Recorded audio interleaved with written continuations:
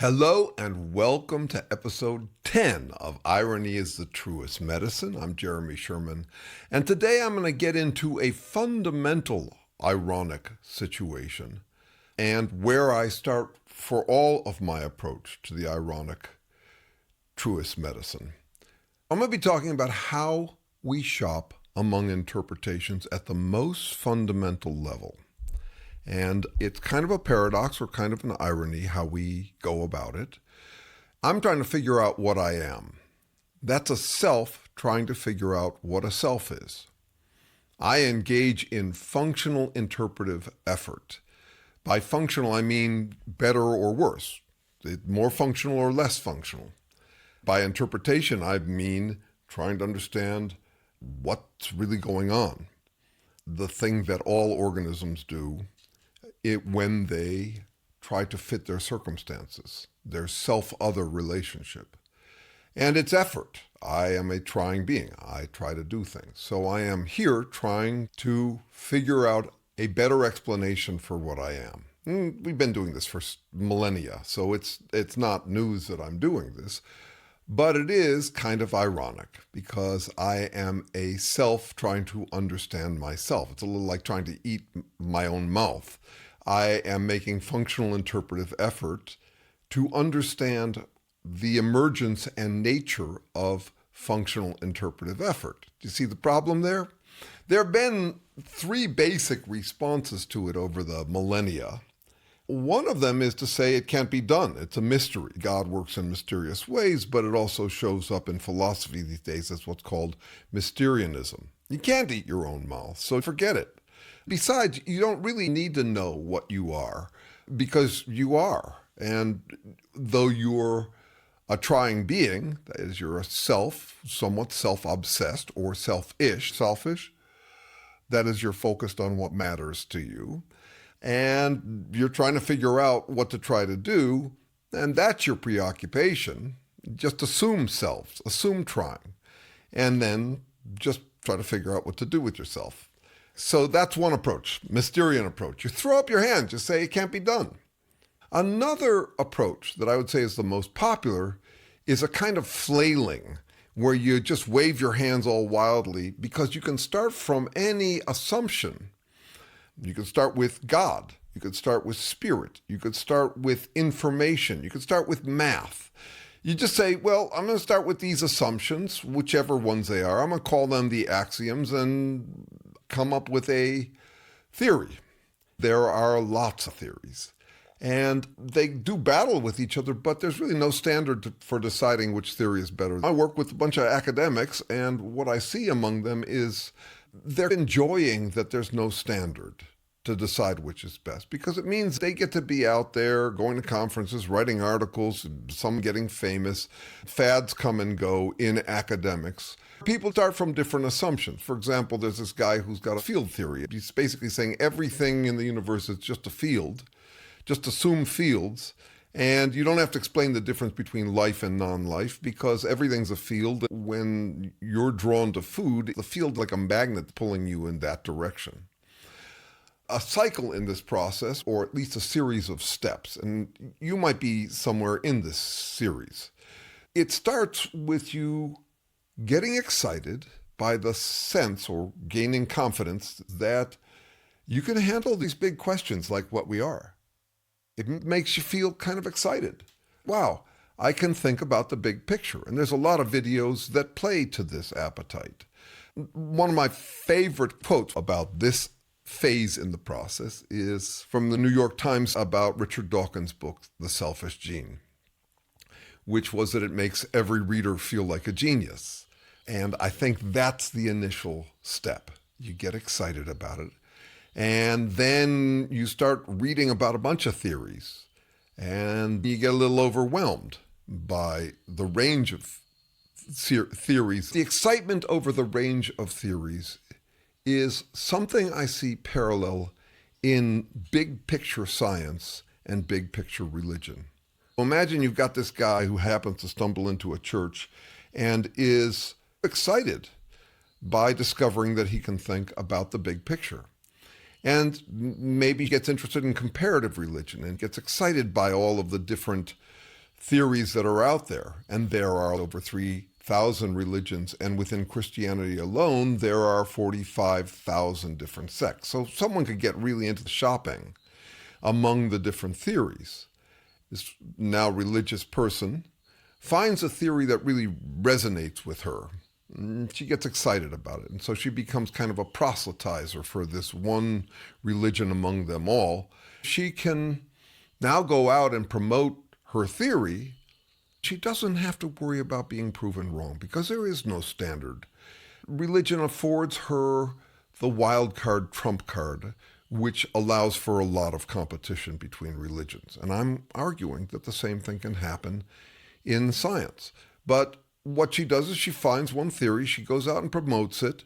There are other theories, they compete, but she doesn't have to worry about being proven wrong because she's got a wild card and a trump card. The wild card is you can think whatever you want about the supernatural realm because it's supernatural. It's literally non-sensed. That is, whatever's going on in this theological or spiritual or supernatural domain, you can't feel, touch, smell, see, hear it. You can imagine it. And so that's the wild card, and it's supernatural. So it trumps everything else. In the sciences, you can do that too. You can come up with any kind of assumption. You can call it an axiom or series of axioms, like that there's a God and he spreads spirit all over the universe, and that explains everything. And there you go. You've got your theory, and you feel proud because you've got a theory. You feel intellectual, spiritual, religious, or whatever. And you don't really have to worry about being proven wrong because you've got this wild card. So I've described two approaches to this eating your mouth problem. The first one was you can't do it, so just give up, forget about it. You don't have to think about it. And I've said there's a second one. And I drew a parallel between how that works in religion and in science. For example, in science, many people assume that the ground is math or logic. There's this immaterial substance in the universe called information, and it's everywhere. You can start like that and then come up with theories. You can create a mathematical equation that will model any behavior, real or imaginary. And you don't have to worry about being proven wrong. You get to be out there. You can do empirical studies that prove that it works. You can say there was this miracle or an advantage, which was God's will, or higher powers endorsing me. So you've got those moves available. And I'm saying there's a third approach, which is the one I'm taking. You come up with the most basic physical grounding, that is a sensed, not a non-sensed grounding. And then you have to explain how selves emerge within nothing but it. I'm getting to how we do that, but I first want to be clear on the advantages of not getting around to it, of pretending that you cannot. It's a non-thing thingy out there, like information or spirit or whatever. The third approach is finding a standard by which to decide which theory is more likely to be true. And you could be wrong, but at least you're starting from a basic assumption. There are three basic aspects to this, or three basic steps. And I want to talk about how I end up cycling them. So the first I'd call logical. Means that there are laws. So you declare that there's a law, God's will, a higher power, and you mechanically how information works. Then there's the structural functional approach, which is where you model behavior or simulate it. One illustration of this structural functional approach is that you do a black box diagram of how it works. You make it out like it's a machine, but not one that you have to create. It's your speculation about how you would make a machine that does what selves do. This would be like box and arrow diagrams. In engineering, we talk about black boxes. A black box is something you know what it does, but you don't know how it does it. If I am sketching out the new design for a cell phone, I might black box some aspect of it, some function within it, some feature of it. I don't yet know how I'll get it done, but it's a module I install. That would be a black box. A black arrow is the same thing applied to causality, correlation, and effort. It's often unclear whether they're saying there's a correlation between one box and another, whether there's a causal, mechanical link between them, or whether it's functional. Here's an example of functional. If I draw a box labeled appetite, and then I draw an arrow from it to eating, it's not very clear from the diagram whether I'm saying that the appetite is like a billiard ball that hits the eating, or whether it's a correlation that people tend to eat when they're hungry, or whether it's effort that is different from cause and effect. Two approaches, the nomological or law-like, where you simply declare that there are laws. You could also have the law that when people are hungry, they eat. The structural functional ones, those are the most popular approaches. And people are squabbling over whose laws and models work best. They're doing this without the standard by which to decide which model is better. In the sciences right now, there are fads, just as there have been fads in religion over the years. We don't seem to really make progress. We cycle through different theories. Sometimes a theory gets really popular for a while and people get tired of it, see problems with it, and go to another model. If you look at how we have approached the question of what we actually are over the millennia, you'll find debate that circles and cycles in those two realms. I'm saying there's a third one, which I'll get to in just a minute. This is what that millennia's old definition of life cycle is like. Someone says, what's the difference between life and non-life? Someone says, since matter isn't alive, let's assume a second substance, an immaterial substance like spirit or information or math. Let's assume that it's everywhere. Then someone says, well, if it's everywhere, then everything's alive. And someone else says, well, if it's everywhere, then nothing's alive. Then someone says, well, let's get back down to basics, which is that all there is in this world is material stuff, and it's not trying. So we have to assume that there really is no trying, and that you're just matter in motion. And then someone says, yeah, but what's the difference between life and non-life? And the cycle starts again. We've been doing that for thousands of years. There is a third step in the process that doesn't get addressed much. And I'll call it the etiological, genealogical approach. It's how you figure out how new phenomena emerges from what precedes it. So what we seem to keep skipping over is the assumption that all there is the physical world. There is no secondary world of information or spirit or any of that. We have to be able to explain, with no smoke and mirrors, no hand waving, get mattering from strictly physical phenomena, how mattering emerges. Now, the two first steps I described here, the one where you just posit laws and the one where you model structurally, these are static. They're like text on a page. They're also like DNA, what I would call compressions. So when you have an idea and then you write it down, it's a static form that you then interpret. And in the process of interpreting this physical form, you end up, so if I read a book and have some insights through my interpretation of it, I can regenerate new compressions. I could write a book about a book. So I see a cycle that goes like this. We start out with some intuitive assumptions about what must be explained. For example, I assume that selves and trying must exist. I could declare it as a law. There are selves and trying. And I can even make models of it.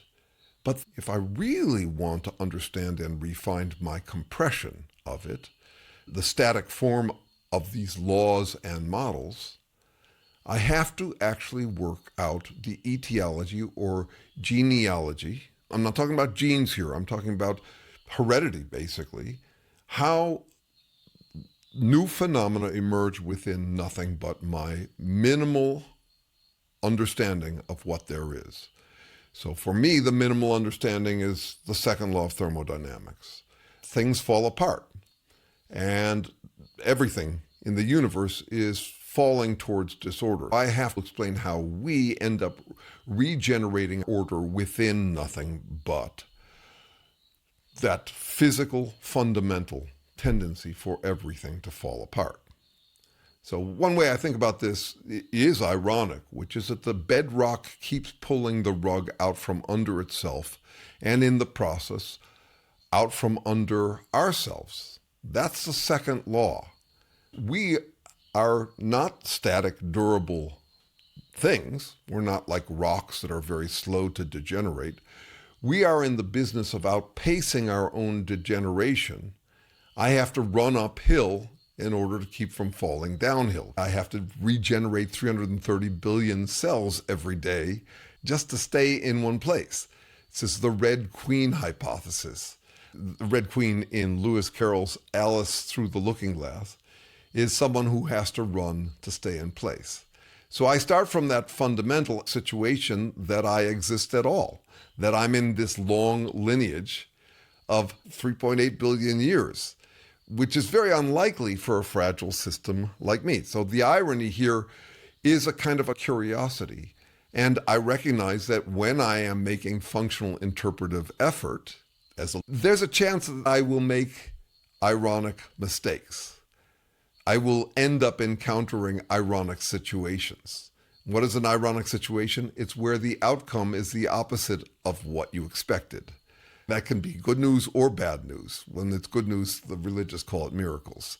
Things were going bad, it looked like things were all going to fail, and then there was a miracle. The outcome is the opposite of what you expected, and the opposite of that can also happen, which is that you have high hopes and they get dashed. You thought you were doing something that was making things better, and it turns out to be making things worse.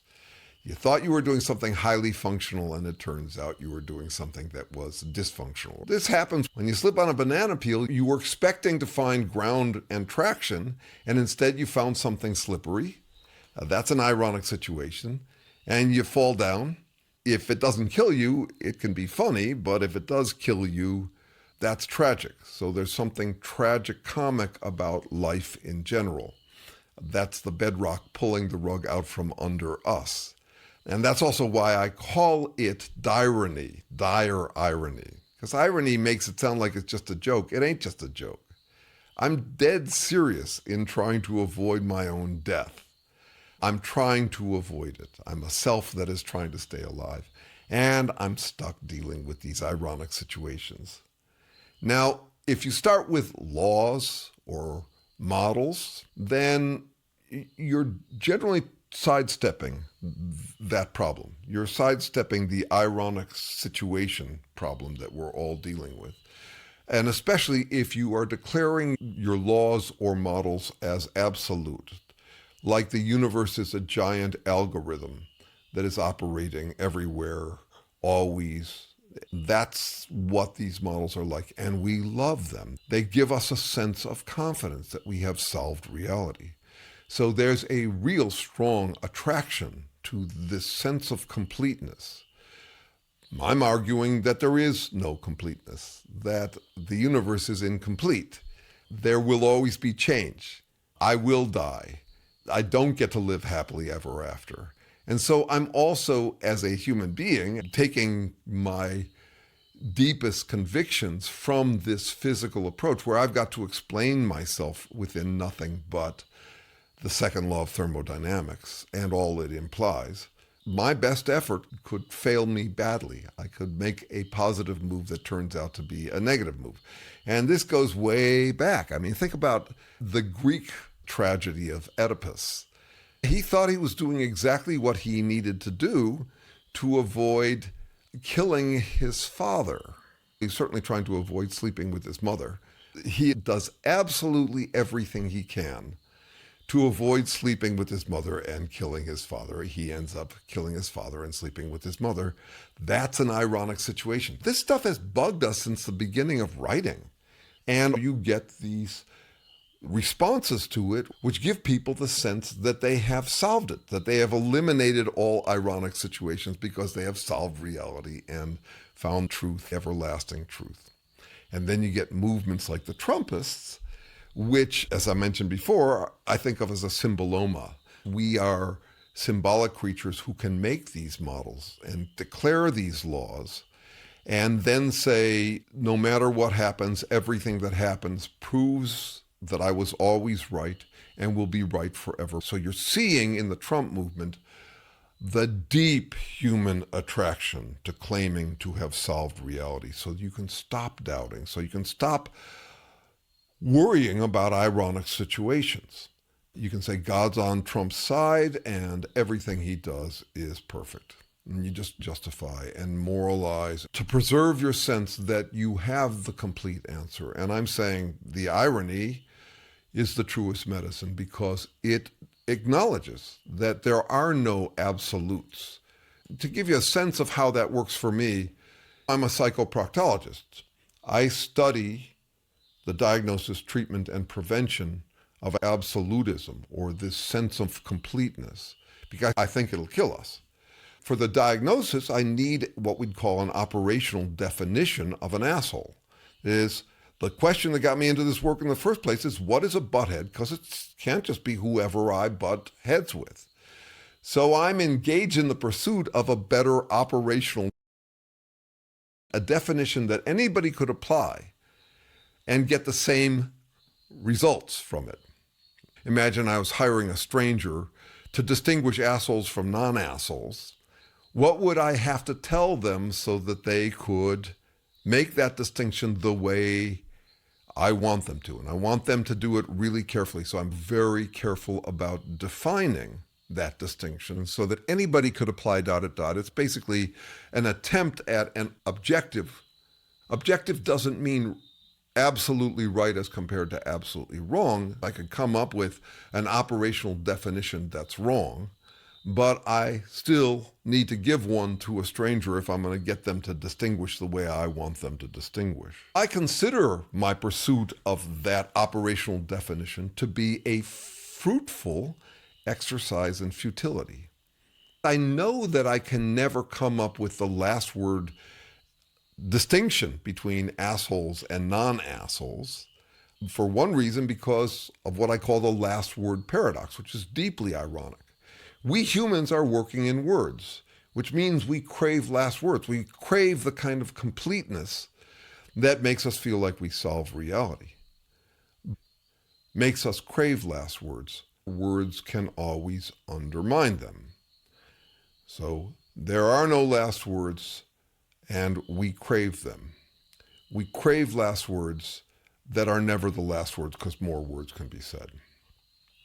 Fruitful exercises in futility are what I feel I'm stuck with once I take irony as the truest medicine. There will be ironic situations because there is change in the world, and not just change, but change in how change changes. For example, just think about the difference that the internet made, that printing made, that AI makes. These are differences that make a difference to how difference happens. That's part of the incompleteness. Now, as I listen to myself talk here, I think, who in the world could follow this stuff? It's so broad and wide, and it's full of complicated details, and I think that's kind of the point. There are easy ways to escape it. I talked about one earlier, which is I don't need to figure out what selves and trying are because I'm a self and I try. I just take that as the assumption. And this is where we operate most of the time. We operate most of the time in the realm of just assuming ourselves and living off the habits that we have accumulated. I don't begrudge any of us that. I certainly don't begrudge those people who are up against the wall trying to get by. If they don't have time for anything more than just trying their best they can, or some complete-like answer they get from church on Sunday, I can't begrudge them that. I do think it's dangerous overall for the world. I think we're in trouble because of it. But if I were them, I'd be doing that too. If you have the freedom, one good use of it, to wonder about these things. For me, satisfying and feels like a priority because, as I've said before, I think we've about used up the Earth's carrying capacity for those declared dogmas of completeness, like you've solved the world. We spent the last 4,000 years playing out fictions of completeness, and we've drawn down a lot of resources, including resources we've drawn down in, for example, holy wars, all sorts of wars between different competing versions of completeness. That is, I have solved reality. Holy war is an oxymoron. There's nothing purer than holiness, and there's nothing dirtier than war. It makes perfect sense that we would engage in these kinds of oxymoronic holy wars, because what we actually like is the feeling like there's no deed too dirty for a saint like me. And that's what you get from holy war. Whether you're fighting it physically or verbally, there would be a strong tendency for organisms like us, organisms that have language. We would be fighting over last words that none of us can have. We'd be claiming them, insisting on them, and doing battle over them, and pretending that we're saints for having solved reality, that we're eternally right, righteous, and mighty, the way Trump talks about it. We'd be engaging in these holy wars. We've drawn down the Earth's carrying capacity for such battles, and so that's why I think it is useful to take the bitter, ironic, tragic-comic medicine of irony and recognize that a lot of what we do is like eating our own mouths, and that we want to do a better job of it.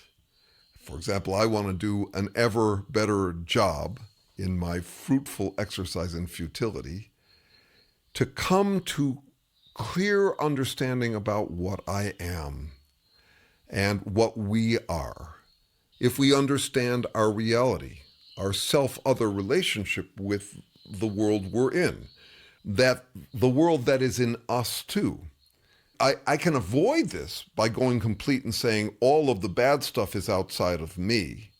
And this is that kind of self-flattering, self-declared virtue that is so tempting to human beings, but I don't think it will sustain us. So I'm going to come back to symboloma again, because I think one of the tragic things that I have to recognize about my situation is that these symbolomas, about which I mean cancer of the symbols, that is, they're highly aggressive, highly invasive cancers of the symbols. These models we make, the Trumpy models, for example, or the fascist models, or the Stalinist models, or the religious models, where we declare that no matter what happens, everything that happens proves that we were always right all along and will be right forevermore. Those models are really attractive to us, but I think they are far more likely to prevail. I would not be surprised if in 100 years there are no democracies left. Democracies, or free societies, or adaptive societies have all sorts of burdens, like social norms, that tyrannies don't have. Those burdens, those constraints, limit us. They tie our hands on doing certain things that a holier warrior is perfectly free to do, because no deed is too dirty for a saint like them. So I find myself working hard to get us to sober up, to stomach what we really are, because that's what I can do in my life to prevent the takeover of tyranny, of absolutisms, of symbolomas. I don't pay much attention to the lifestyle brand that ornaments the plumage of these symbolomas. Whether it's on the left or the right, whether it's religious or spiritual, whether it's philosophical, whether it's atheistic, it's the sense that you have solved reality that is so intoxicating. It frees you from all doubt, ambivalence, stress about ambiguity in the universe that we have to deal with. And therefore, it makes life a whole lot easier. One of the challenges we're up against is that we are entering a time of greater scarcity. In the old days, we could afford all sorts of abstract, unrealistic thoughts. Now we're in a pinch, but not a pinch that is going to make us averse to those abstract thoughts. I have many friends who share my hope that we will wake up in crisis, but they don't share my prognosis that we're very unlikely to.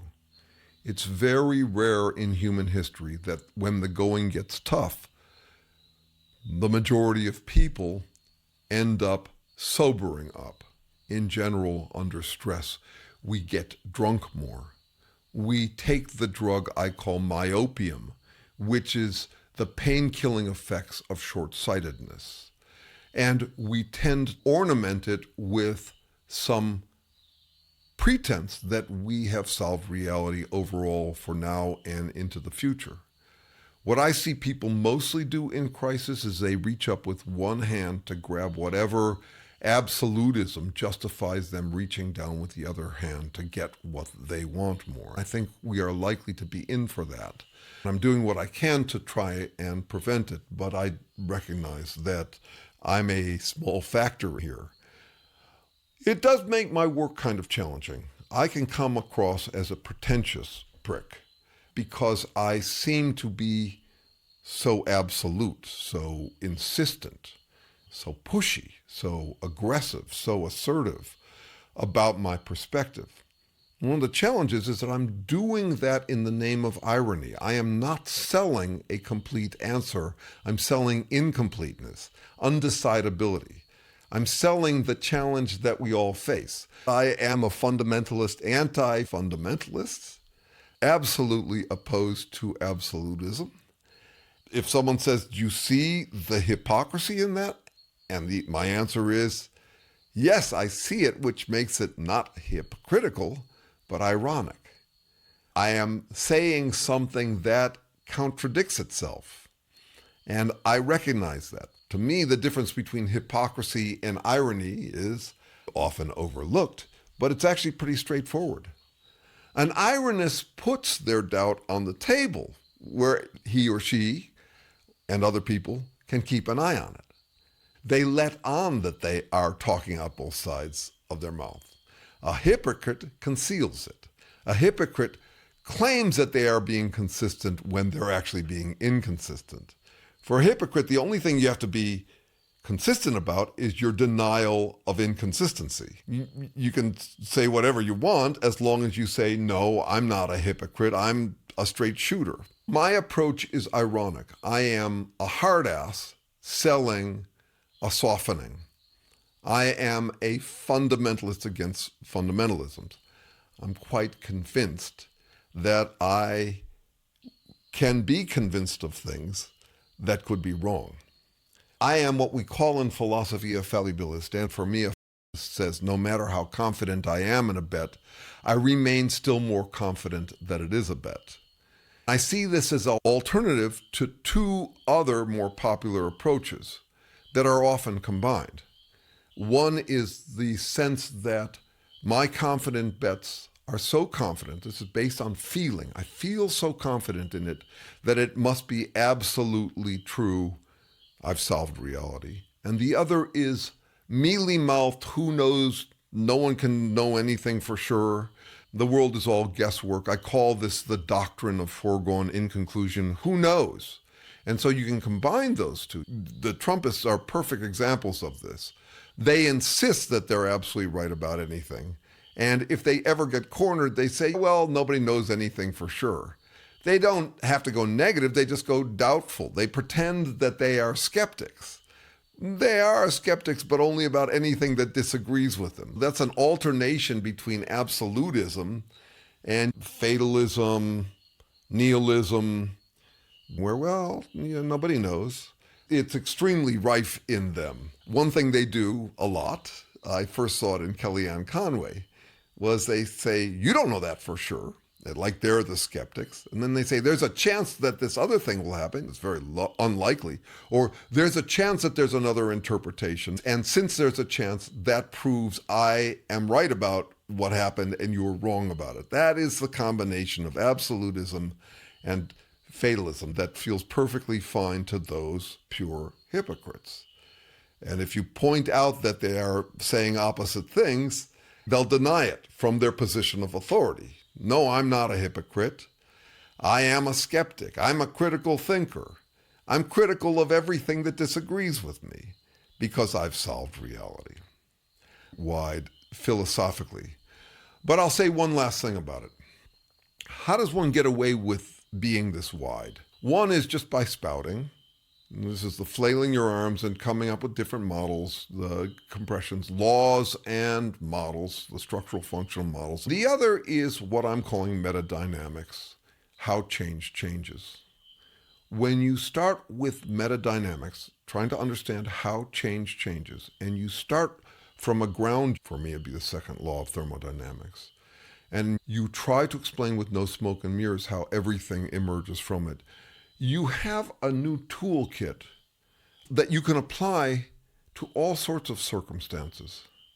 One of the enjoyments of my work has always been that I am solving for patterns through three appetites or three approaches, through three factors, three features. One is pattern sensuality. I love to lick the contours of patterns. I love to solve for patterns. It's why many people regard me as a good listener, because I'm curious about patterns. It's not because I'm an exceptionally compassionate or empathic person. I've noticed lately that it's pretty global. I'm paying much more attention to the fate of society than to my personal situation. And I attribute that not to my virtue, but to my luck. Most of the people who depend on me are doing just fine. I minimize the number of people who depend on me. I am married to selectively populated solitude. As a result, I can afford to enjoy pattern sensuality. That's one aspect of it. Another one is pattern discernment. I have to try and figure out which patterns are more realistic, and that's something I've been covering in this episode. And then pattern fluency. Pattern fluency is getting good at, it's almost like bird watching. I'm watching carefully, trying to be careful in my identification of what flies by in thought and conversation. And I think that ends up being one of the reasons why I can end up so wide. I did have a student who once said to me, yeah, you're really hard to follow because you seem to go from one topic to another and I don't see the connection. I get how that can be one of the responses. The things I've covered in this one episode, the things I've touched on in this one episode, they're far-ranging. But I'm asking you to focus with me on the patterns that connect them and try to be careful about the patterns we see. That's the pattern discernment part of it. Okay, that's more than enough for today. As one friend says to me, Jeremy, you've used up all your ands. And I apologize. Do what you will with this episode. I am enjoying having this medium, this strictly audio podcast, as a place to get expansive. One of the reasons I like doing the show is that I can repeat things enough that they might sink in. I have had to think about this stuff over and over to gain the pattern fluency I have. And I should also caveat that I could be way off. You cannot play in biophilosophy or science in general without a decent chance that you will have wasted your entire life barking up the wrong tree. I'm okay with that. I'm trying to be as careful as I can, recognizing that I'm stuck in an ironic situation. I'm a self trying to figure out what selves are. I'm making functional interpretive effort to try to figure out the emergence and nature of functional interpretive effort. Yeah, that's me eating my mouth. That's what irony is all about. See you guys next time.